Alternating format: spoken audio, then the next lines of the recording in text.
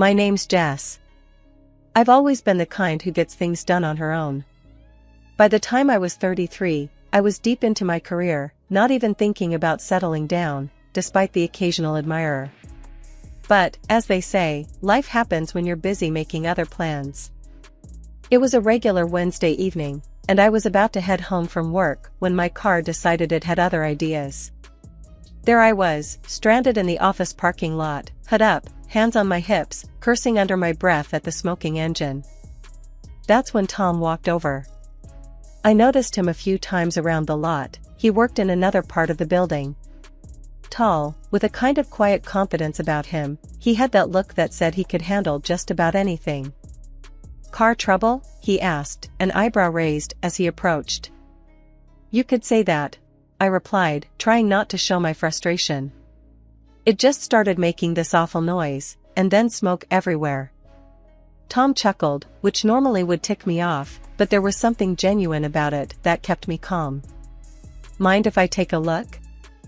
"Be my guest." I gestured towards the open hood. "I'm Jess, by the way."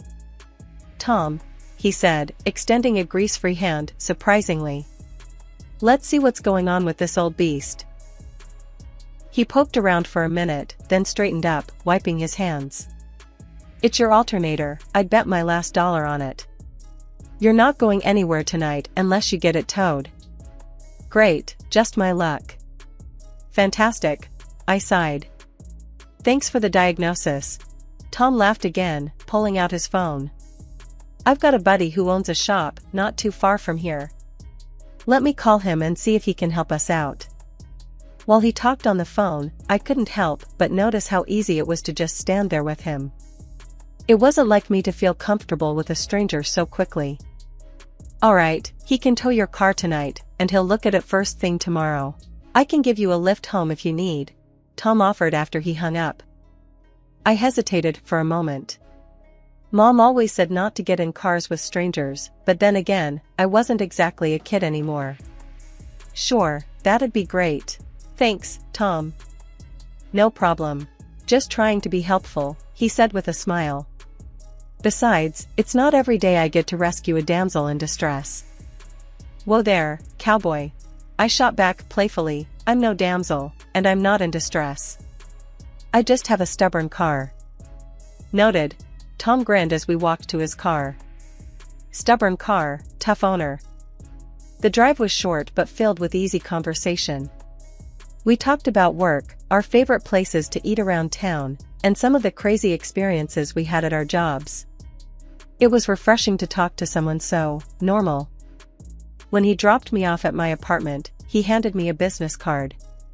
"In case you need a ride to the shop tomorrow, or if your car gives you more grief." I took the card, a small smile playing on my lips. "Thanks, Tom. Maybe I'll call you, and not just for car troubles." He winked as he drove off, leaving me there with a weird feeling in my stomach. Excitement? Maybe. For the first time in a long while, I was actually looking forward to what tomorrow might bring. After Tom and I met, things moved pretty fast in a good way. He was open right from the start, which I respected a lot. But as we got closer, he started to share more about his family dynamics, and it wasn't the pretty picture I was used to growing up with. Tom's older brother, Mike, had always been the golden boy in the eyes of their parents, especially their mom, Linda. According to Tom, Linda doted on Mike, always talking him up as the smartest and most successful. Mike got more attention, more praise, and yeah, more of everything else too. Tom seemed to have made his peace with being the second fiddle, but for someone like me, who came from a family where love and fairness were a big deal, it was hard to swallow. I remember telling Tom, "It's not right, you know. You're just as great as anyone, Mike included."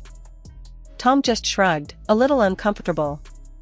"That's just how it is, Jess. I've dealt with it. Let's not make waves, okay?" The first time I met Linda, it was clear she wasn't thrilled about me. It wasn't anything she said outright, it was more the way she talked about Mike in front of us, barely acknowledging Tom's achievements. "Mike just got promoted again. Can you believe it? We're so proud," she'd gush, while Tom just nodded along. Despite all that, I still tried to make a connection, but it felt like hitting a brick wall. Eventually, I realized maybe Tom and I were better off without trying so hard to win them over. 2 years down the line, Tom and I decided to tie the knot. It wasn't a big affair, just something small, with a few close friends and family. Mike, surprisingly, was genuinely happy for us, which was more than I could say for Linda and her husband. They showed up, sure, but there wasn't much joy in their congratulations. At the reception, I caught Linda boasting to another relative about Mike's latest business venture, loud enough for nearby tables to hear. I was mingling nearby with some of our friends when Tom caught my eye, a look of resignation on his face. I walked over to him, squeezing his hand. "Hey, let them talk about whatever. Today's about us, right?" I whispered. "Right." Tom nodded, giving me a small smile. "Thanks for putting up with all this, Jess." When Mike and his wife welcomed their first child, a boy, the entire family went all out. I mean, it was like a royal celebration. Linda threw a huge bash, balloons, cake, the works. Her social media was on fire with photos and posts about being the world's happiest grandma. The love and pride she poured into that event were obvious to anyone who saw it. A year later, Tom and I had our little Emily, and the contrast in Linda's reaction couldn't have been starker. There was no big party, no social media fanfare. Honestly, it stung more than I thought it would.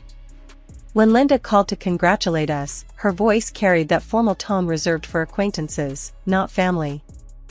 "Congratulations, Jess, Tom.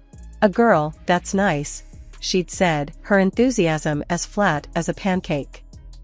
"Thanks, Linda. We're really excited." I tried to keep my voice bright, but it was hard. "That's wonderful. Let me know when you have the baptism planned. I'll make sure to clear my schedule," she replied, and that was pretty much it. At Emily's baptism, the disparity became even more obvious. Linda came, of course, she's the grandma after all, but her whole demeanor was so offhand it might as well have been another Sunday service for her. While we were setting up the hall for the small gathering after the ceremony, I overheard Linda talking to one of her friends. "Oh, Mike's boy is just starting to walk. It's incredible how quickly he's picking it up. We think he'll be quite the athlete." Feeling a bit irked, I walked over to Tom, who was arranging chairs and didn't seem to notice his mother's gushing about his nephew. "Tom, doesn't it bother you? The way your mom is all over your nephew and just here for Emily?" Tom looked up, a slight frown creasing his brow. "Yeah, it does. But what can we do, Jess? It's how she is. Mike's always been the star. But Emily's your star, our star. Doesn't she deserve the same?" I pushed back, not ready to drop it. Tom sighed, running a hand through his hair. "Of course, she does. And she'll always have us. I know it's not the same, but..." "But nothing," I cut in, my frustration peaking. "She should care more, Tom. It's not fair to Emily." "You think I don't know that? But confronting my mom, it's just going to make things worse. She won't change," he said, almost pleadingly. As the day went on, I tried to shake off the feeling of disappointment. I focused on our friends and the part of the family that was thrilled for us. Emily was a bundle of joy, oblivious to the adult tension swirling around her. Post-baptism, we had a little party back at our place. Linda stayed a bit, mostly keeping to herself or chatting with Tom's dad, who seemed to be trying to make up for his wife's lack of enthusiasm by being extra cheerful. As Linda was leaving, I decided to try one more time. "Linda, we missed seeing you with Emily today. She's getting so big already, isn't she?" Linda paused, her keys in hand, and actually looked at me for a moment. "Yes, she is. Time flies. Well, take care of her. And let me know if you need anything." Emily grew more curious and chatty as she hit her 3rd birthday.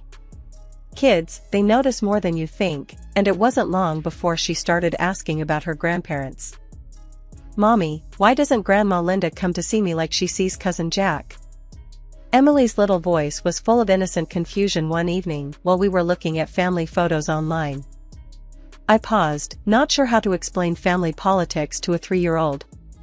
Well, sweetie, Grandma Linda is very busy, and she lives a bit far away. But we see her on special days, right?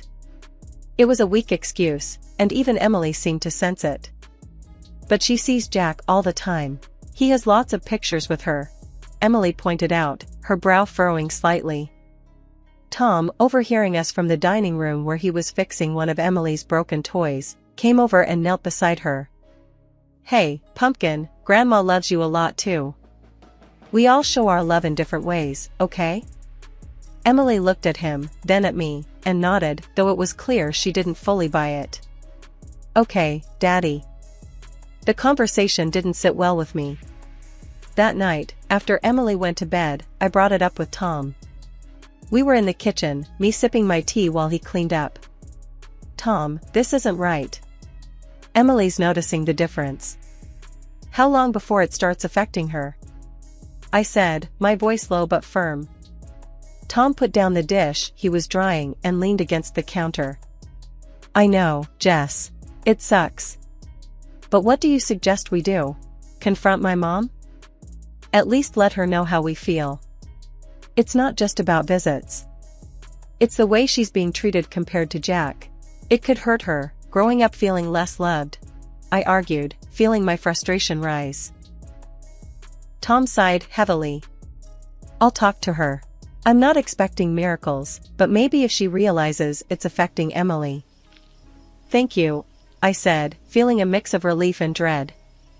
A few days later, Tom and I decided to visit Linda without Emily. We arrived at her house, and after some initial small talk, Tom steered the conversation to what was on our minds. Mom, we need to talk about something important, Tom began, his tone more serious than usual. Linda looked between us, her expression cautious. What's wrong? Is it Emily? It's about Emily, and you, Tom continued. She's been asking why you don't visit her like you do Jack. It's starting to affect her. Linda stiffened, her face tightening. I see all my grandchildren when I can. You know how busy I am. But Mom, it's not just about time. It's about how differently you treat them. Emily feels it. We feel it, I added, trying to keep my voice calm but firm. Linda's eyes flashed. Are you accusing me of favoring my grandchildren? Not accusing, Mom. It's just what's happening. We're worried about Emily, Tom explained, his voice steady. Linda sighed, looking away for a moment before meeting our eyes again. I'll try to do better, but I don't like being told how to be a grandmother. We're not telling you how to be a grandmother. We just want Emily to feel as loved as Jack, I said, hoping she'd understand the difference. Linda nodded slowly, her posture relaxing slightly. I'll make more of an effort. That's all I can promise. That night, as I checked on Emily, asleep and peaceful in her bed, I felt a renewed sense of protectiveness. Whatever Linda's response would be, Tom and I were determined to make sure Emily grew up knowing she was loved and valued, no less than anyone else in the family. Emily's 7th birthday was coming up, and she was all excited about her party. The house was decorated with balloons and streamers, and Emily was buzzing around in her favorite princess costume. Guests started arriving, and the kids were having a blast. I kept an eye on the door, waiting for Linda and George. They finally showed up, about half an hour late. Linda had a small, somewhat dusty-looking gift bag in her hand. Emily ran up to them, excited. Grandma, Grandpa, she squealed, hugging George tightly. Happy birthday, sweetheart, George said, hugging her back. Linda handed Emily the gift bag with a tight smile. Here you are, dear. Happy birthday, she said, her voice lacking warmth. Emily opened the gift right away. It was a small stuffed animal, clearly not new. Oh, thank you, Grandma. Emily tried to hide her disappointment. I caught Tom's eye, and he frowned slightly. We both saw the letdown on Emily's face. I was about to say something when Carly, my friend, who'd overheard some guests talking, pulled me aside.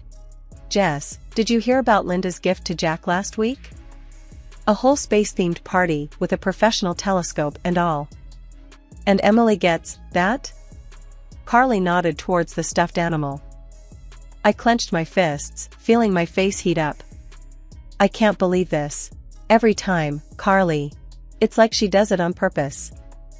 The party continued with lots of guests and relatives mingling and enjoying the day.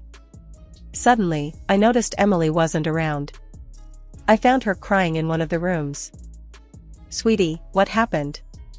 I asked, kneeling beside her. "Mommy, Cousin Jack said I'm a second-class person and I need to wash up before I can play with him," she sobbed, wiping her tears with the back of her hand. I felt a surge of anger. "He said what?" I stood up, stormed into the living room, and pulled Tom aside. "Tom, Jack is bullying Emily. He just told her she's second class." Tom's face turned red with anger. "What? I'll sort this out." He immediately went to find his brother, Mike. Mike was taken aback. "I don't understand, Tom. Jack's just a kid. Where'd he get that idea?" Nearby, Jack, unaware of the grown-up tensions, casually mentioned, "Grandma said not to play with Emily. She told me." Silence fell over the room. Everyone turned to look at Linda, who was visibly embarrassed. "This is unacceptable, Linda. You need to apologize," one of the guests said out loud. Others murmured in agreement. Linda, cornered and flustered, muttered a reluctant apology and, looking at Emily, added, "I'm sorry, dear. How about we spend some time next week, just you and me?" Despite my doubts, I agreed. Maybe this was a chance for Linda to right her wrongs. I nodded, hoping for the best. "Okay, Linda. Let's try that." After the birthday party fiasco, things were tense at home. Tom and I knew we couldn't let it slide. It was more than just about a gift, it was about how Linda's attitude was affecting our daughter. We needed to have a real, no-holds-barred conversation with her. The following week, we decided to meet with Linda at her house. On the drive over, Tom seemed nervous, gripping the steering wheel tighter than usual. "You okay?" I asked, touching his arm gently. "Yeah, just not looking forward to this talk. But it's got to be done, for Emily," he replied, his voice steady but strained. We arrived and found Linda in her garden, pruning some bushes. She looked up, wiping sweat from her brow with a dirty glove. "Tom, Jess, what brings you here? Something wrong?" Linda's voice was cautious, a hint of defensiveness already lacing her tone. "We need to talk, Mom. About what happened at Emily's party," Tom said, getting straight to the point. Linda sighed, setting down her gardening shears. "I thought this might be coming. Let's go inside." Once in the living room, I decided to kick things off. "Linda, what Jack said at the party, and your behavior, it's hurting Emily. She feels less loved, and that's not okay." Linda crossed her arms, her back straightening. "I already apologized for that. Jack's words were unfortunate, but kids say things without meaning them. It's more than just Jack, Linda. It's about how you treat her differently from her cousin. It sends a message, not just to the kids but to everyone," I pressed, trying to keep my voice calm but firm. Linda looked away, then back at us. "I do the best I can. I've always favored boys, it's just how I was raised. But I love all my grandchildren." "But your actions don't show that, Linda." "Actions speak louder than words," Tom interjected, his tone more forceful than I'd heard in a long time. There was a pause, heavy with tension, before Linda finally spoke, her voice softer, almost vulnerable. "Maybe I've been wrong. It's hard for me to admit, but perhaps I haven't been fair to Emily." Tom and I exchanged a quick glance, surprised by her admission. "I don't know how to fix this overnight, but I'm willing to try. For Emily," Linda continued, her eyes meeting mine, then Tom's. "We appreciate that, Linda. Maybe start by spending some quality time with Emily. Just the two of you," I suggested, hoping to bridge the gap. Linda nodded. "I'd like that. I'll call and set something up. A day at the zoo, perhaps? She likes animals, doesn't she?" "She does," I smiled, feeling a glimmer of hope. It was supposed to be a fresh start. Linda had promised to spend the whole day with Emily, just the two of them, which I thought was a great step towards mending their relationship. So, you can imagine my surprise when I saw her grandson, Jack, climbing into the car with them. "Linda, I thought today was about you and Emily spending time together," I said, a bit confused as we stood by her car. "I know, Jess, but I thought it would be good for them to have some time together too, to reconcile and fix things from the birthday party," Linda replied, sounding like she had the best intentions. Although hesitant, I didn't want to argue in front of the kids. "Alright, just make sure Emily has a good time too," I said, and gave Emily a little hug and a kiss. "You've got your phone, sweetie. Call me if you need anything, okay?" "I will, Mommy," Emily said, a bit uncertain but trying to be brave as she climbed into the car. I watched them drive off, feeling a mix of emotions but hoping for the best. Several hours later, my phone rang. It was Emily, and she was crying. "Mommy, I'm so cold and I'm scared," she sobbed into the phone, her voice quivering. "Baby, where are you? Why are you cold?" "It's warm outside," I said, my heart starting to race with worry. "I'm at the ice rink, Mommy. Grandma went somewhere with Jack." "I don't know where they are," she cried, and my worry turned into anger. "The ice rink? Emily, why are you at an ice rink? Did Grandma not tell you where she was going?" "She said we were going for a walk, and then we came here." "I didn't bring my jacket, Mommy. It's so cold," she continued, her voice shaking. "Okay, sweetheart, find someone who works there, maybe at the desk or a coach, and give them the phone," I instructed, trying to keep my voice calm for her sake. A few minutes later, a man came on the line. "Hello, I'm the skating instructor here. Your daughter was left unsupervised. We're keeping her safe and warm here with us." "Thank you. I'm on my way, I'll be there as fast as I can," I replied, my voice firm but my mind reeling with frustration and anger. As I drove to the rink, my thoughts were a whirlwind. Why would Linda think it was okay to leave Emily at an ice rink alone? And where had she gone with Jack that was so important? When I reached the skating rink, Emily was safe, thankfully, but the scene was a mess. The rink staff had already called the police and the custody service due to the nature of the situation. My heart was pounding as I explained everything to the officers, detailing how Linda had irresponsibly left Emily alone and in an inappropriate environment. The grandma brought them here, skated for a bit, and then just took off with the boy when he fell, the skating instructor told the police, shaking his head. The little girl was shivering in her t-shirt and shorts. I was furious, listening to him. "She's just a child, how could someone think she'd be okay alone in such a place?" I said, my voice cracking with emotion as I gave my statement. The police took everything seriously. They confirmed with the mall security that Linda had been there with the kids for about an hour before rushing off, leaving Emily behind. The more they learned, the angrier I felt. I called Linda right there, needing answers. "Linda, what were you thinking?